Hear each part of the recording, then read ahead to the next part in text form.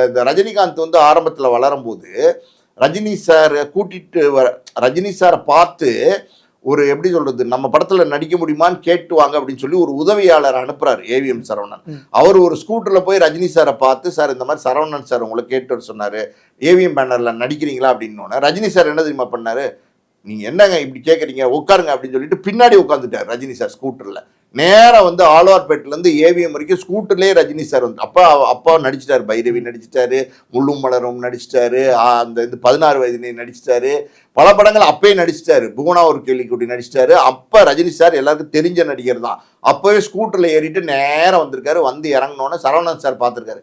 என்ன சார் நீங்கள் ஸ்கூட்டரில் வந்துட்டீங்க அப்படின்னு கேட்டிருக்காரு. சொல்லி இந்த கார் அனுப்பிச்சிருங்க சார், ஸ்கூட்டர்லாம் எனக்கு புதுசே கிடையாது சார், உங்களை பார்க்குறது தான் சார் எனக்கு சந்தோஷம்.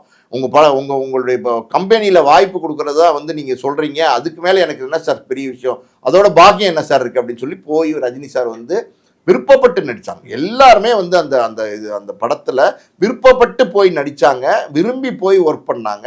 அதுக்கு காரணம் அவங்க வந்து அந்த சினிமாவை அப்படி ஒழுக்கமாக வச்சுருந்தாங்க, அப்படி கண்ணியமாக இருந்தாங்க, அப்படி வந்து நேர்மையாக நடத்தினாங்க.